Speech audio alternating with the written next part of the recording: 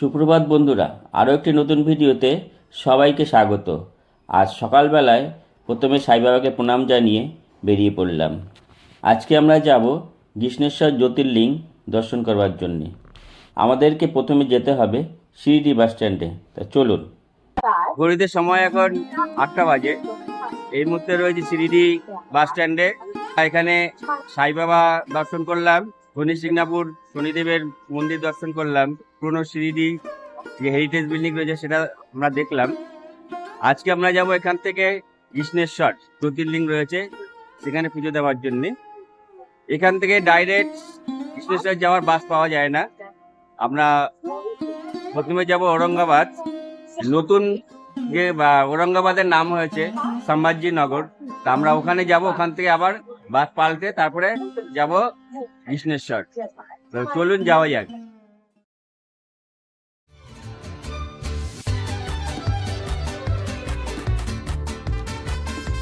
ঠিক ঘড়িতে এখন সময় হলো 8টা বেজে 2 মিনিট। এখন আমাদের বাস চালু। শিরিডি থেকে ঔরঙ্গাবাদের দূরত্ব 112 কিলোমিটার। আমাদের ঔরঙ্গাবাদ বা সম্ভাজিনগর পৌঁছতে সময় লাগতে পারে প্রায় 3 থেকে 4 ঘন্টা। এখন সকাল প্রায় 9টা বাজে। তাতেই এখন টেম্পারেচার 35 থেকে 37 ডিগ্রি। এই বাসে সবাই সিটে বসে ঝিমোচ্ছে, আর আমি আর আমার দাদা চন্দনদা বাইরে গাছপালার সৌন্দর্য উপভোগ করতে করতে ছুটে চলেছি। এই সরকারি বাস প্রত্যেকটি সরকারি বাস স্ট্যান্ডেই থামে।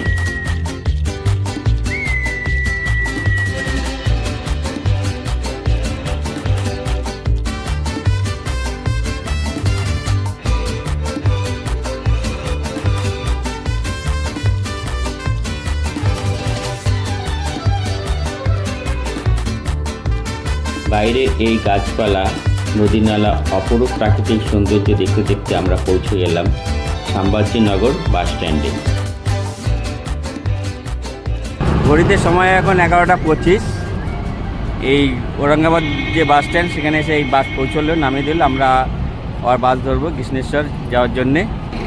এই হচ্ছে ঔরঙ্গাবাদ বাস স্ট্যান্ড, ঔরঙ্গাবাদ কিংবা সম্ভাজিনগর বাস স্ট্যান্ড।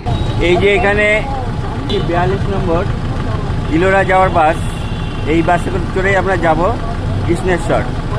তা চলুন যাওয়া যাক। এরপর আমরা বাসে উঠে পড়লাম। সম্ভাজিনগর বাস স্ট্যান্ডের বাইরে দাঁড়িয়ে থাকে 42 নম্বর প্রাইভেট বাস। এই বাস ইলোরা হয়ে কৃষ্ণেশ্বর বাস স্ট্যান্ডে যায়। এই সম্ভাজিনগর থেকে কৃষ্ণেশ্বরের দূরত্ব প্রায় 44 কিলোমিটার। সময় লাগতে পারে 1 ঘন্টার থেকেও একটু বেশি। ইলোরা যাওয়ার পথে প্রচুর জ্যামে পড়ে গেলাম। অনেকক্ষণ ধরে গাড়ি এক জায়গায় দাঁড়িয়ে রয়েছে। আর কন্ডাক্টর সাহেবের কাছ থেকে জানতে পারলাম মন্দিরের আশেপাশে প্রচুর হোটেল রয়েছে। আগে কৃষ্ণেশ্বর পৌঁছে প্রথমে একটা রুম নিয়ে নেব, তারপর ফ্রেশ হয়ে যাব মন্দির দর্শন করতে। গাড়িতে এখন বসে আছি, প্রচুর টেম্পারেচার। এখানে টেম্পারেচার এখন 38 থেকে 40 ডিগ্রি। এত গরম না, মুখ পুরো ঝলসে যাচ্ছে একদম। এখন দাঁড়িয়ে থাকার পর গাড়ি আমাদের ছেড়ে দিল এবং এরপর আমরা দেখতে পেলাম পাহাড় শুরু হলো এবং আমরা কিছু ঐতিহাসিক স্থান দর্শন করতে করতে প্রায় পৌঁছে গেলাম কৃষ্ণেশ্বর মন্দিরের কাছাকাছি। কৃষ্ণেশ্বরের এই অংশটি দৌলতাবাদের মধ্যে পড়ে। আমার পাশে থাকা এক স্থানীয় মানুষের কাছ থেকে জানতে পারলাম এখানে একটি সুন্দর কেল্লা আছে, সময় পেলে দেখে নিতে খুব ভালো লাগবে। এখানে কয়েকটি ঐতিহাসিক স্থানও রয়েছে। আমরা স্থানীয় মানুষের সাথে কথা বলতে বলতে এগিয়ে চললাম। এরপর আমরা দেখতে পেলাম প্রাচীন এক প্রবেশদ্বার দিয়ে আমাদের বাস প্রবেশ করার পর শুরু হয়ে গেল পাহাড়। পাহাড়গুলো খুব একটা উঁচু নয়, কিন্তু বেশ খাড়াই আছে। এখন এপ্রিল মাস, তাই পাহাড়ের গায়ে গাছগুলো রুক্ষ হয়ে রয়েছে। গাছে সেরকম কোনো পাতা নেই। এখানে জুলাই আগস্ট মাসে আসলে দেখা যাবে গাছ সব সবুজ হয়ে রয়েছে ও কোথাও দেখা যাবে ছোটোখাটো ঝর্ণা। তখন আরও অপরূপ লাগবে। এই পরিবেশ আরও সুন্দর হয়ে উঠবে। ঘড়িতে এখন প্রায় 1টা বাজে। আমরা পৌঁছে গেলাম দেখতে দেখতে কৃষ্ণেশ্বর মন্দিরের কাছে, একদম বাস স্ট্যান্ডে।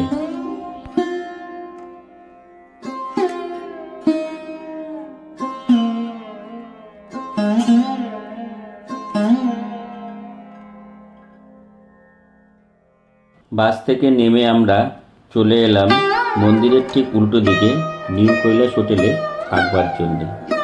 আমরা ছিলাম 3 জন, চন্দনদা, আকাশ আর আমি।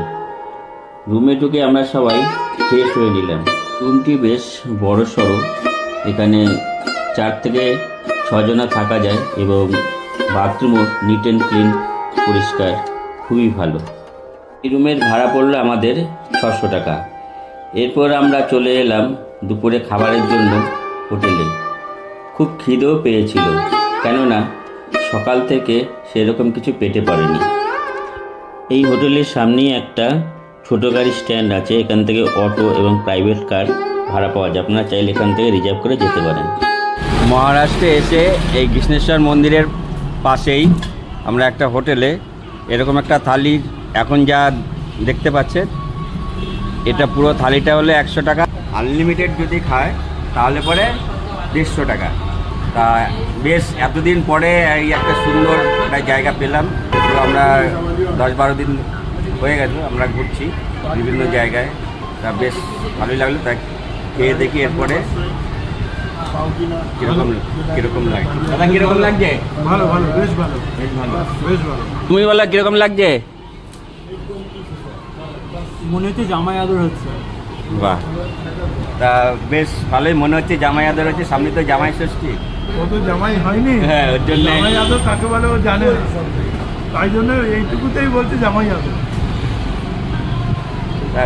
তুমি আজকে টেস্ট করে দেখি, বেশ ভালোই। দাদারা যখন বলছে ভালো, তো ভালো।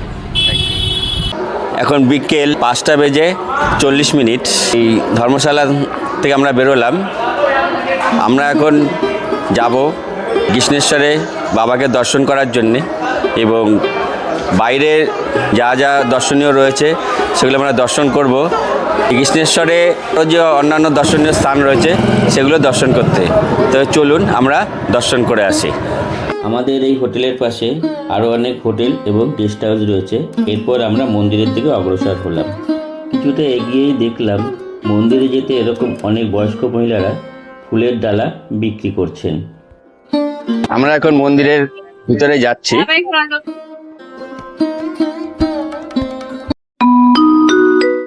মন্দির চত্বরে এরকম প্রচুর দোকান রয়েছে। দেখতে দেখতে আমরা পৌঁছে গেলাম মন্দিরের দিকে। মন্দিরের দুপাশেই রয়েছে প্রচুর দোকান, ফুল, মালা, প্রসাদ ও রকমারি দোকান। মন্দিরের পাশেই রয়েছে মোবাইল রাখার ব্যবস্থা। প্রতি মোবাইল আপনাদেরকে 10 টাকা পে করতে হবে। আমরা পৌঁছে গেলাম মন্দিরের মূল প্রবেশদ্বারে। এই মন্দিরে রয়েছে দ্বাদশ জ্যোতির্লিঙ্গের দ্বাদশতম মহাদেবের জ্যোতির্লিঙ্গ। মন্দিরের প্রবেশদ্বারের প্রথমেই রয়েছে বাবা ভোলানাথের বাহন নন্দী। তার কানে মনস্কামনা জানিয়ে মন্দিরের গর্ভগৃহে প্রবেশ করলাম। ভারতবর্ষের এই একমাত্র জ্যোতির্লিঙ্গ যেখানে প্রবেশ করতে হলে ছেলেদেরকে খালি গায়ে প্রবেশ করতে হয়, আর মেয়েদেরকে ওড়না মাথায় দিয়ে। বাবা মহাদেবকে ভক্তিভরে প্রণাম জানিয়ে স্পর্শ করে অনেকক্ষণ গর্ভগৃহে পাশে ধ্যান করলাম। মন্দির কর্তৃপক্ষের বিশেষ অনুমতি নিয়ে মন্দিরের বাইরের দিকে ছবি তোলার পারমিশন পেলাম, তাই আপনাদের মন্দিরের বাইরের কিছু ছবি দেখাতে পারলাম। শুধু এই নবদ্বীপ ধাম থেকে গিয়ে এও এক পরম পাওয়া। স্বয়ং মহাদেবের কৃপা ছাড়া সম্ভব ছিল না। মনে প্রাণে মহাদেবকে ডেকেছিলাম, তাই ভক্তের ডাকে ভগবান সাড়া দিয়েছেন। এই মন্দিরটি সম্পূর্ণ লাল পাথর দিয়ে তৈরি করা হয়েছে। মন্দিরের 5টি চূড়া রয়েছে এবং মন্দিরের দেওয়ালে হিন্দু দেবদেবীর মূর্তি খোদাই করা রয়েছে। কথিত আছে বেরুলের শিবভক্ত উপজাতি প্রধান এই জায়গাতে গুপ্তধন খুঁজে পেয়েছিলেন। তখন সেই টাকায় এখানকার প্রাচীন ছোট মন্দিরটি সংস্কার করিয়েছিলেন। আবার পরবর্তীকালে গৌতমী বা ইন্দোরের রানী অহল্যাবাই হোলকার কৃষ্ণেশ্বরে এই মন্দিরটি সংস্কার করিয়েছিলেন। এই মন্দিরটি নিয়ে পৌরাণিক এক কাহিনী যুক্ত আছে। শিবপুরাণ অনুসারে দক্ষিণ ভারতের এই দেবগিরি পর্বতে ব্রহ্মদেবতা সুধর্ম নামে এক ব্রাহ্মণ তার পত্নী সুদেনাকে নিয়ে বসবাস করতেন। দীর্ঘদিন তাদের কোনো সন্তান না হয় সুদেনার বোন ঘুষনার সঙ্গে তার স্বামীর বিবাহ দেন এবং ঘুষনা তখন 101টি শিবলিঙ্গ তৈরি করে দীর্ঘদিন পূজা এবং তপস্যা করেন ও তারপর জলাশয়ে ভাসিয়ে দেন। আর মহাদেবের আশীর্বাদে তাদের এক পুত্র সন্তান হয় এবং সুদেনার তখন খুব ঈর্ষা হয়। সুদেনা তখন সেই সন্তানকে নিয়ে জলে ভাসিয়ে দেন, কিন্তু মহাদেবের আশীর্বাদে ঘুষনা তার সন্তানের প্রাণ পুনরায় ফিরে পান এবং মহাদেব তখন ঘুষনাকে বর দিতে চান। ঘুষনা তখন বলেন, আপনি যদি অনন্তকাল ধরে এখানে জ্যোতির্লিঙ্গ রূপে অবস্থান করেন তাহলে বিশ্ব সংসারের মানুষ আপনাকে সেবা করার সুযোগ পাবে এবং তারপরে মহাদেব স্বয়ং দ্বাদশ জ্যোতির্লিঙ্গ হয়ে প্রতিষ্ঠান করছেন। তাই কৃষ্ণের নাম অনুসারে এখানে গ্রীষ্ণেশ্বর মহাদেব অধিষ্ঠান করছেন। কৃষ্ণা যে জলাশয়ে শিবলিঙ্গ বিসর্জন দিতেন তাকে বলা হয় শিবালয়। মন্দির দর্শন করে বেরোলাম এবং ভিতরে বাইরে ক্যামেরা মোবাইল সব কিছু বাইরে জমা করে যেতে হবে, নাহলে রেখে যেতে হবে এবং চামড়ার বেল্ট কিন্তু অ্যালাউ নেই। ভিতরে ছেলেদেরকে খালি গায়ে হয়ে তারপরে মন্দিরে প্রবেশ করতে হবে, মেয়েরা যেরকম আছে সেভাবে যেতে পারবে। আমরা জ্যোতির্লিঙ্গ দর্শন করলাম, স্পর্শ করলাম, বেশ ভালো লাগলো। আর মন্দিরের জন্য জাস্ট 2 মিনিটের জন্য পারমিশন পেয়েছিলাম, ওই 2 মিনিটের ভিডিওটা আপনাদেরকে দেখানো হয়েছে। এই হচ্ছে বাবার মন্দির। এর থেকে আধা কিলোমিটার দূরেই রয়েছে বাবার যে পুকুর রয়েছে শিবালয় কুণ্ডু। আমরা এখন যাব শিবালয় কুণ্ডু দর্শন করতে। এই সোজা যে রাস্তাটা বেরিয়ে গেল ঠিক এই সোজা আধা কিলোমিটার যেতে হবে। তো চলুন যাই, আমরা শিবালয় কুণ্ডুটা দর্শন করে আসি। আমরা এখন যাচ্ছি শিবালয় কুণ্ডু দর্শন করার জন্যে। খুব মাত্র হাঁটা পথে 2 মিনিট থেকে 3 মিনিট লাগলো আমাদের এই শিবালয় কুণ্ডু পৌঁছতে। আমরা এই মুহূর্তে চলে এসেছি শিবালয় কুণ্ডু। তা চলুন আমরা শিবালয় কুণ্ডুটা দেখে আসি। আমরা এখন নিচে নেমে যাব শিবালয় কুণ্ডুতে, তারপরে ঘুরে দেখব। জনশ্রুতি আছে ঘুষনা যে শিবলিঙ্গ পূজা করে যে শিবলিঙ্গ জলাশয়ে ভাসিয়েছিলেন, এই সেই জলাশয় শিবালয়। তো চলুন আমরা এরপর ভিতরে প্রবেশ করব এবং আরেকটু নিচে নামব। এই জলাশয়ে 8টি মন্দির রয়েছে, আর এই মন্দিরের মধ্যেই রয়েছে অতি প্রাচীন হিন্দু মূর্তি এবং শিবলিঙ্গও রয়েছে। দেখলাম অধিকাংশ মন্দিরের মধ্যেই এরকম সুপ্রাচীন শিবলিঙ্গ রয়েছে। এ এক মহাপুণ্যভূমি। আমি শিবালয়টা আরও খুব ভালো করে ঘুরে দেখলাম। সত্যি দেখে আমার একদম মন প্রাণ শীতল হয়ে গেল। এরপর আমি শিবালয় দেখে বেরিয়ে পড়লাম আরও একটা পুণ্যভূমির উদ্দেশ্যে।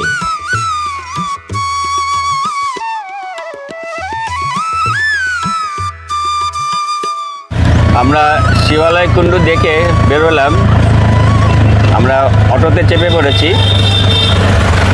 এখান থেকে 4.5 কিলোমিটার রাস্তা রয়েছে। আমরা যাব ভদ্রামারতি। আমাদের ভাড়া নিল হলো পার পার্সন 30 টাকা করে। আমরা আবার ছুটে চললাম পাহাড়িয়া পথ ধরে আরেক পুণ্যভূমির উদ্দেশ্যে, যেখানে হনুমানজি ভজন শুনতে শুনতে ঘুমিয়ে পড়েছিলেন। আমরা 4.5 কিলোমিটার পথ অতিক্রম করে চলে আসলাম ভদ্র মারুতি। এখানে হনুমানজি স্বয়ং অবস্থায় রয়েছেন। আমরা চলে এসেছি এই মুহূর্তে। এই যে দেখতে পাচ্ছেন, এই হচ্ছে ভদ্রা মারুতির প্রবেশদ্বার। তো চলুন যাওয়া যাক।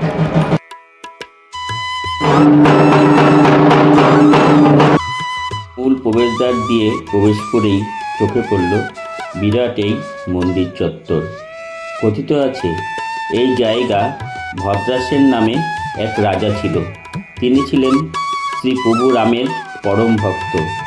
স্বয়ং রাম একদিন মহাবীর হনুমানকে এখানে পাঠান সেই ভদ্রাসেনের সাথে দেখা করবার জন্য।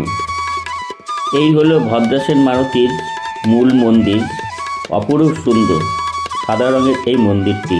তো চলুন আমরা এখন যাই, মন্দিরের ভিতরে প্রবেশ করি।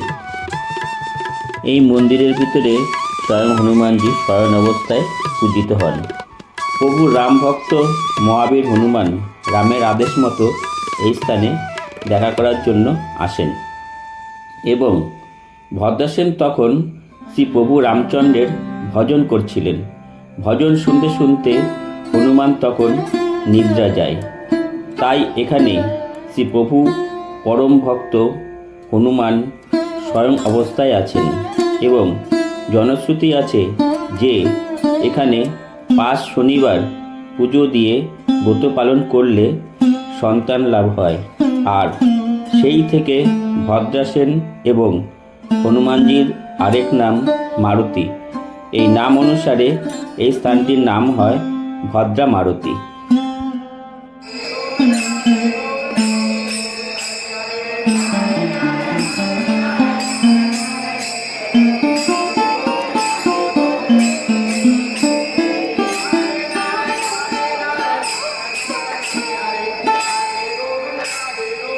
ভদ্রাসেন মারুতির মন্দিরের পাশেই রয়েছে এই শনি মন্দিরটি।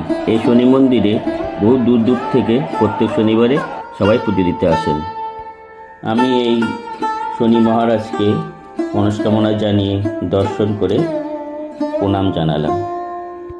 আজকের এই বিষ্ণেশ্বর মহাদেব জ্যোতির্লিঙ্গ এবং ভদ্রা মারুতি ভিডিওটা কেমন লাগলো কমেন্ট করে জানাবেন, অনুরোধ রইল। আপনাদের এই প্রত্যেকটি কমেন্ট আমাকে পৌঁছে দেয় এরকম আরও তীর্থক্ষেত্র এবং নতুন ভিডিও তৈরি করার রসদ যোগায়। দেখা হচ্ছে আপনাদের সাথে পরবর্তী ভিডিওতে। ততক্ষণ আপনারা সুস্থ থাকুন, ভালো থাকুন। শুভ সন্ধ্যা।